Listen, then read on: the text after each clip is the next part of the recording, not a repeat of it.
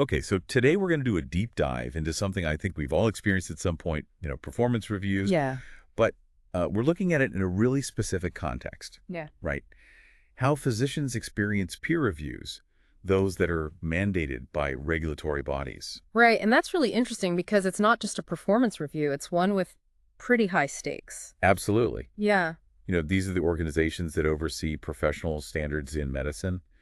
So they're really looking to ensure, safe and competent care for patients hmm and also encourage continuous improvement in medical practices. So, it's a big deal. It is. And for this deep dive, we've got some great source material. A research study that actually interviewed 30 physicians in Canada about their experiences with these mandated reviews. Oh, wow. And they talked to both sides of the coin, the physicians who underwent the review and the ones who actually conducted the review. So it gives us a really well-rounded view. That's fantastic.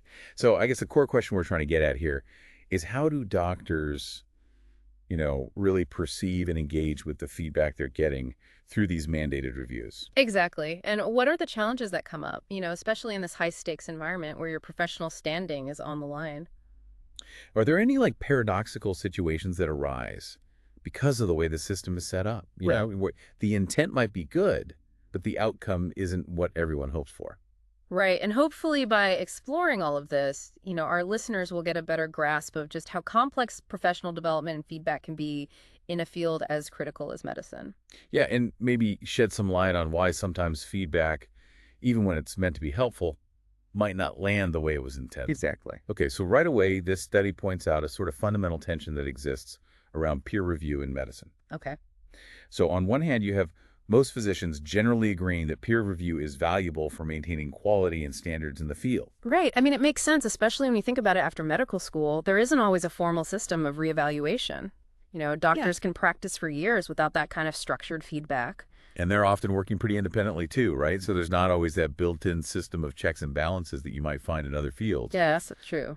And this study actually quotes one physician saying that peer review kind of allows for some quality to be maintained as well as standardization and to interact with your peers. I see what you mean about a fundamental tension, though, because even though physicians acknowledge the value of having that fresh set of eyes on their practice, Right. there's this other side to it where that fresh set of eyes isn't always seen as a, helpful colleague offering advice. Hmm. It can feel like it belongs to the regulatory body, the college. And that can create a sense of anxiety and mistrust. Oh, I see what you mean. It's like you're being watched and judged rather than supported. Exactly. And it can even happen to physicians who are really confident in their abilities. One reviewee in the study actually said that they felt like the college is always out to get you. Wow. So even if you know you're a good doctor, you can still feel this underlying sense of threat. It seems that way. And another physician talked about this fear of having their mistakes identified, even if those mistakes were just oversights. Like, oh my gosh, are they going to find out all the things I'm doing wrong? Yeah, exactly. That kind of anxiety can really make it hard to actually take in any feedback that's given, even if it's constructive. That's a good point. You're so focused on defending yourself that you might miss out on an opportunity to learn. Right. And it creates this weird dynamic where the very process that's supposed to improve quality can actually make people more defensive. That's so interesting. And it's not just about their medical competence being assessed either, right? The study found that reviewees also felt pressure about how they responded to the feedback. Oh, absolutely. It's like this added layer of scrutiny. You have to show that you're taking the feedback seriously, but also be able to disagree respectfully if you think it's off base. Right. It's a delicate balancing act. It really is. And one of the peer reviewers who was interviewed actually talked about how tough it can be for them to figure out if a doctor is genuinely disagreeing because they've thought it through, or if they're just lacking insight into their own practice. I can see how that would be difficult to discern. So it's a tough spot for everyone involved. Yeah, it sounds like it. Now, speaking of the peer evaluators, or PEs, as the study calls them, Right. they were definitely aware of the anxiety that physicians being reviewed were feeling. Yeah, one of them even described it as a stomach-clenching process for the reviewee. I bet. So knowing this, did the PEs do anything to try and make the process a little less stressful? They did. They came up with a few different strategies to kind of reduce the perceived threat and ease the tension. Like what? Well, for example, they would involve the physician in scheduling the review date. Well, that's a good idea. Gives them some sense of control. Exactly. And they would make sure to outline exactly what the physician could expect during the review process. No surprises. That makes sense. I think surprises would just add to the anxiety. Right. And they'd also emphasize that the main goal was learning and improvement, not just passing or failing or, getting punished. Right, like, hey, we're all colleagues here. Let's learn from each other. Exactly. One PE put it this way, an effective enhancement process, not an assessment or a punitive thing, and we learn from each other. I like that. It's a much more collaborative approach. Yeah, and they really tried to frame the review as an opportunity for already competent physicians to just get even better. So it's not about finding fault. It's about taking someone from good to great. Precisely. And one PE mentioned that they'd often start by asking, what would you like to brag about? What do you do really well that I can make a note of and report back? Oh, that's smart. It starts things off on a positive note. Right. It's a way to immediately create a more comfortable atmosphere. Yeah. Now, what about the feedback itself? Was it mostly critical, or did it lean more towards positive reinforcement? Well, according to the study, the feedback tended to be pretty positive overall, often validating the practices that the physicians were already using. Okay, so not a lot of like, you're doing this completely wrong, you need to change everything. Not really.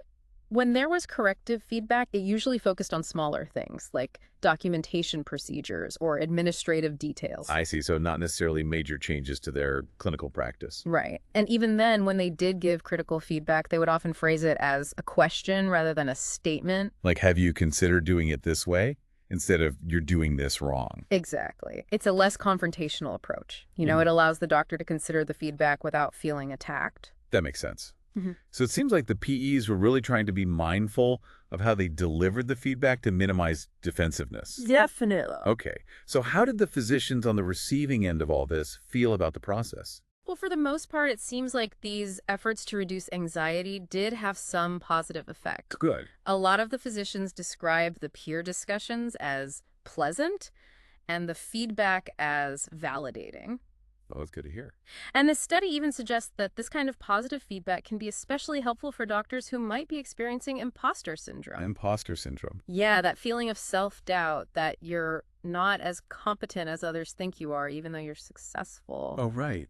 I've definitely felt that before. One of the PEs even mentioned that imposter syndrome is a very common theme with physicians. Really? I guess it makes sense in a way. It's such a high-pressure profession with so much responsibility. Right, so having that validation from a peer can be a big boost. Definitely. And one physician who was reviewed said that it actually made me feel good, nice to have a peer, point out some positive things. Yeah, that recognition can be really powerful. So it sounds like overall the experience was positive for most of the physicians. But did it actually lead to any real learning or improvement in their practice? That's where things get a little more complicated. Uh-huh. While the review process might have been, pleasant and reassuring, a lot of the physicians felt like it didn't really give them any significant insights or tools to actually improve their skills. So even though it felt good, it wasn't necessarily that helpful. Yeah, that's the gist of it. When the feedback was very positive, it often felt too general and not specific enough to guide any real changes. So it's like you're getting a pat on the back, but not really any concrete advice on how to get better. Exactly. One of the physicians described it as very positive and nothing negative, and really not even that much constructive, just that this is very thorough, this is really good, it was interesting, your patients are interested. Wow, so it's kind of like, okay, thanks, but how can I actually improve? Yeah, and that brings up a really important point. Positive feedback definitely has its place, especially for boosting morale. Right. But it doesn't always provide those actionable insights that professionals need to actually grow and refine their skills. Okay, so I guess in that sense, the feedback fell short for some of the physicians. It did. And some of them did find value in feedback that was more targeted, specifically focusing on areas like charting or efficiency. Oh, so like if they were told to document a certain detail more thoroughly or streamline a particular process. Exactly. That kind of practical advice was seen as helpful by some. Okay, but not everyone was happy with that type of feedback either, right? You're right. Some physicians felt that kind of very specific, detail-oriented feedback was nitpicky. Yeah, I can see how it could feel that way if you're already feeling like you're under a microscope. And there was also this bigger concern that the review process didn't really measure their overall competency as a physician. Because it wasn't based on observing them actually interacting with patients. Exactly. It was mostly based on reviewing their charts and documentation. Right. And one of the reviewees actually pointed out that you could be a very good physician and a very bad documenter. Right. So if you're not a good documenter, then obviously you look like you're a bad physician. Yeah. You may not be a bad physician, but just you're not documenting properly. I'm not sure one is correlated with the other, to be honest, but that's what you're left with. That's a great point. It really raises questions about what these reviews are actually measuring and how well they reflect a physician's ability to provide good care. Yeah, it's like, are they assessing the doctor or their paperwork? Exactly. Yeah. And this disconnect between the review process and what physicians felt was a true reflection of their competency led many to see the whole thing as artificial or clinically irrelevant. So they felt like it wasn't really connected to their actual work with patients. Right. And some even felt like it was more punitive than instructively helpful. Like it was more about checking boxes than genuinely helping them improve. Yeah, and for some it just felt like make work, Yeah. something they had to do, but that didn't really benefit them. Wow. So this brings us back to that paradox we were talking about earlier, right? Yes. Where feedback that doesn't feel threatening might not be seen as valuable, but feedback that is threatening isn't good for learning either. Exactly. It's a real catch-22. Right. And in this case, the physicians were worried about getting critical feedback. Mm-hmm. But then when the feedback was mostly positive, they were dissatisfied because it didn't lead to any real changes in their practice. It highlights this interesting tension. They want that affirmation that they're competent, but they also expect feedback to help them grow and improve. I see. So maybe that explains why sometimes there's a disconnect between the person giving feedback and the person receiving it. You mean like when the giver thinks they're offering a lot of feedback, but the receiver doesn't feel like they're getting much? Yeah, exactly. Hmm. And we only really register feedback as meaningful when it challenges our self-perception or tells us we need to make big changes. That's an interesting thought, and it might be why positive reinforcement or minor suggestions sometimes just fly under the radar. That makes a lot of sense. Now, speaking of the people giving feedback, what about the experiences of the peer evaluators themselves? Well, that's actually one of the most interesting parts of this study. The peer evaluators actually reported getting a lot of value out of conducting the reviews. Really? In what way? Well, they got to observe different ways of practicing medicine, they learned new techniques and got familiar with different protocols. Is a learning experience for them. Very much so.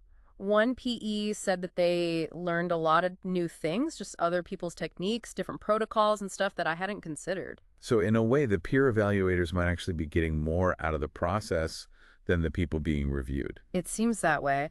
And they also talked about how being a PE helped them improve their communication and writing skills. Oh, interesting. Yeah. One even said they felt like they became a better communicator and a better writer through the experience. Makes you wonder if the current system is really set up in the best way possible.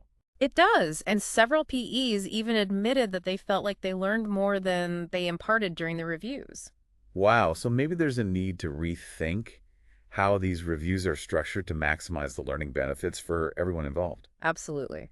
So what can we take away from all of this? Yeah, what are the implications here? Well, the study suggests that our traditional idea of feedback, that it's primarily about correcting mistakes and pushing for big changes, might not be the best fit for a situation like mandated peer review. Because in this context, most of the physicians are already competent in doing things right. Exactly. Yeah. So those expectations of transformative feedback might not be realistic. Right. It's not about fixing major problems. It's about fine-tuning and continuous improvement. Exactly. And that's where the idea of feed forward comes in. Feed forward. Yeah, it's this concept of shifting away from looking backward at past performance and instead focusing on setting clear expectations for the future. I see. So instead of saying, you did this wrong, it's more about, here's what we expect going forward, and here's some ways to achieve that. Exactly. And the study suggests that this kind of approach could really reduce the anxiety that surrounds these reviews. Because everyone knows upfront what the standards are and how they'll be evaluated. Right. And when physicians are actively involved in assessing their own performance against those standards, it can make the whole process feel more credible and valuable. That makes a lot of sense. Now, there was one other really interesting finding from the study that I wanted to touch on. Oh, what's that? They found that peer assessment might actually help reduce feelings of imposter syndrome among physicians. Really? That's fascinating. Yeah, it's just a preliminary finding, but it's definitely something that warrants further exploration. Absolutely, especially in terms of physician well-being and mental health. Right. So as we wrap up this deep dive, I think we've really uncovered a fascinating paradox. Definitely. It's this challenge of delivering feedback that's both non-threatening enough to be received, but also impactful enough to actually drive improvement in practice. Yeah, it's a tough balance to strike. And it seems like the term feedback itself can carry so much baggage and expectation of big changes, which isn't always the reality, especially when we're talking about physicians who are already performing at a high level. Right, and that's why this idea of feed forward, with its focus on clear expectations and proactive guidance, is so intriguing. Yeah, it could be a really valuable way to shift the focus and make these reviews more beneficial for everyone involved. Absolutely. And this brings us to a question for you, the listener. How do your own expectations about feedback, both giving and receiving, shape its impact in your life? That's a great question to ponder. Could adopting more of a feed-forward mindset be beneficial for you in your own personal and professional development? Definitely something to think about. It's all about finding ways to make feedback a more positive and productive experience. Exactly. Thanks for joining us for this deep dive into the world of physician peer review. It's been a pleasure. We'll see you next time. See you then.